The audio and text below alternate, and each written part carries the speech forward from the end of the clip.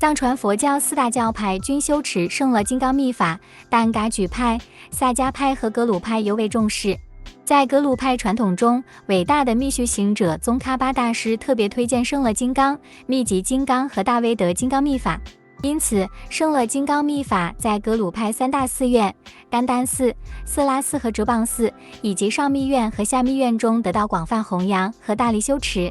流传下来的胜乐金刚法脉有很多，但主要的传承有3个，即鲁伊巴胜乐金刚62尊坛城、冈塔帕达胜乐金刚5尊坛城、克里什纳扎亚胜乐金刚62尊坛城。这3个传承均有在格鲁派内持修。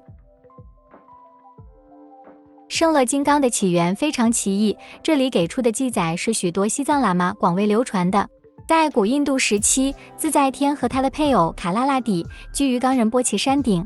他们化身为勇夫和空行母，并在印度的24个圣地显现。作为世间神，自在天法力强大，但却经常沉溺于享乐之中。受自在天的影响，他的追随者们开始做出各种怪异和放荡的行为，包括吃人肉、喝人血，并沉溺于淫欲之中，从而造下极大恶业。为了众生的利益，释迦牟尼佛决定化身为金刚总持来降服自在天，以杜绝他的欲望能量继续充斥着娑婆世界，从而导致众生造就更多的恶业。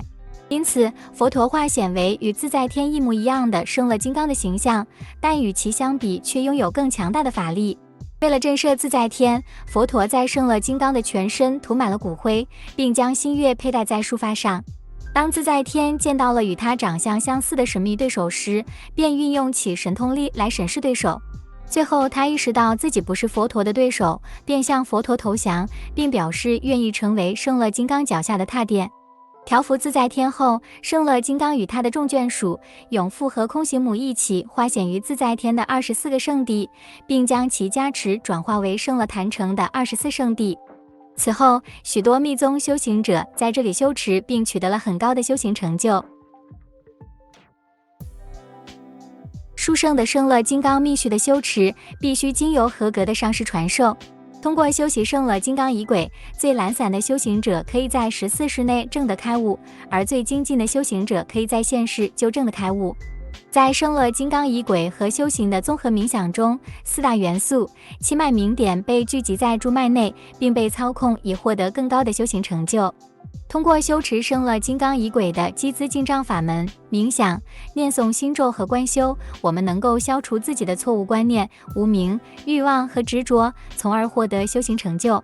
胜乐金刚的法相象征着修持其法门的利益。胜乐金刚的4面象征4个清净的事业，即西、增、怀、诸，每一面都代表着胜乐金刚修行者可以用来降服众生，并让他们走上解脱之路的方法。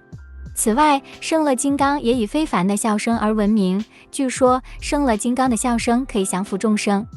以上就是今天的全部内容。总结来说，胜乐金刚的法门具备所有可以将我们从轮回中解脱出来的方法。最后，愿将这段影片的功德回向给所有的母亲众生，愿一切母亲众生离苦得乐。